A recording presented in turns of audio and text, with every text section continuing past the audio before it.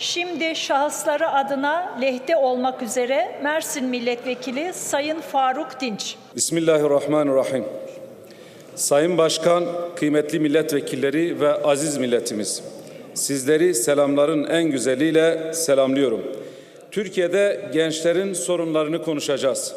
Ancak 2 yıldan uzun bir süredir Gazze'de gençleri, çocukları, kadınları ve insanlığı katleden barbar bir rejimi durduramadığımız için hem ülkemiz hem dünya gençliği adına üzüntülerimi ifade etmek istiyorum.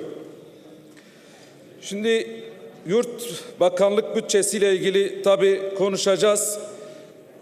Bununla birlikte özellikle yurt hizmetleri, burs ve kredi ödemeleri, gençlik kampları, gençlik merkezleri, amatör spor kulüplerinin desteklenmesi gibi geniş bir yelpazeyi kapsayan Gençlik ve Spor Bakanlığı ile ilgili birkaç şeye değinmek istiyorum.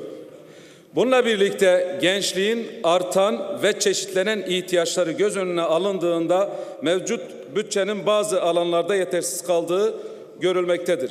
Yüksek öğrenim sürecinde burs ve kredi imkanlarının yetersizliği gençlerimizin temel sorunlarından biridir. Yurt kapasitelerindeki artışa rağmen özellikle büyük şehirlerde barınma sorunu devam ediyor. Öte yandan üniversite mezunlarından oluşan diplomalı işsizler ordusu için yakın vadede kapsayıcı bir çözüm görünmemektedir. Planlı ve nitelikli bir eğitim politikası eksikliği nedeniyle Türkiye'de genç olmak, okurken burs ve barınma sorunlarıyla mücadele etmek demektir. Mezun olduktan sonra ise yıllarca atama ya da iş beklemek anlamına gelmektedir. Sağlıklı, ahlaklı, üretken ve teknolojiyi insanlığın faydasına kullanabilen bir nesli yetiştirmek hepimizin ortak görevidir. Kıymetli milletvekilleri, sağlam bir nesil ancak güçlü aileler ve huzurlu yuvalar ile mümkündür. Bu vesileyle defalarca dile getirdiğimiz evli öğrencilere yönelik yurt projesi 2026 yılında uygulamaya konulacak olmasını memnuniyetle karşılıyor. Bakanlık yetkililerini tebrik ediyoruz. Aynı şekilde evlenmek isteyip de maddi imkansızlıktan dolayı evlenemeyen gençlere destekler artırılmalıdır.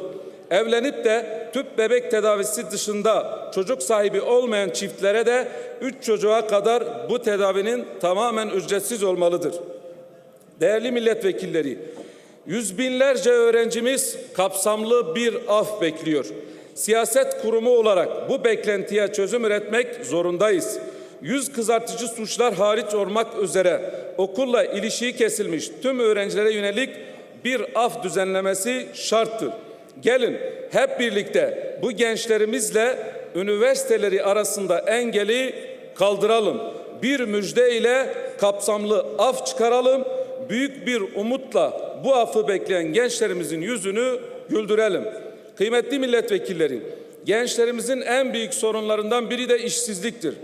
12 yıllık zorunlu eğitim modeli gençlerin uygun yaşta meslek edinmesini ve iş hayatına atılmasını zorlaştırmış, her ile bir üniversite anlayışı ise niteliği artırmadığı gibi üniversite mezunu işsiz sayısını artırmıştır.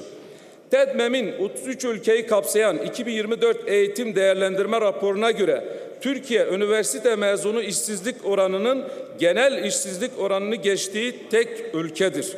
Almanya ile nüfusumuz benzer olmasına rağmen üniversite öğrencisi sayısında Almanya'nın 2 katından fazla bir sayıya ulaşmış durumdayız. Zorunlu eğitim isteğe bağlı ve yönlendirilmiş eğitime dönüşmedikçe bu kısır döngü devam edecektir. İşsizlik gerçeği gençlerin evlilik yaşını 30'a kadar yükseltmiş, bu da nüfus artış hızında ciddi bir düşüşe neden olmuştur. Kıymetli milletvekilleri, bugün genç nesil ciddi bir manevi buhranla karşı karşıyadır. 5-6 yaşında ilim, irfan sahibi olsun diye okullara emanet ettiğimiz çocuklarımız 12 yılın ardından suç örgütlerinin hedefi haline gelebiliyorlarsa, 14-15 yaşındaki çocuklar uyuşturucu girdabının içine çekiliyorsa, şehirlerimiz çeteleşme sebebiyle emin beldeler olmaktan çıkıyorsa, gençlerimiz sanal ve reel kumar ile köşeyi dönmeye yönlendiriliyorsa mevcut sistem çocuklarımızı ve gençlerimizi korumak yerine onları risklere açık bir hale getirmektedir. Temiz gençlerimizi suç örgütlerinin kolay hedefi haline getirmektedir. Bu yapının tüm yönleriyle sorgulanması ve yeniden ele alınması gerekir diyorum. Kıymetli gençlerimizi ve genel kurulu saygıyla selamlıyorum.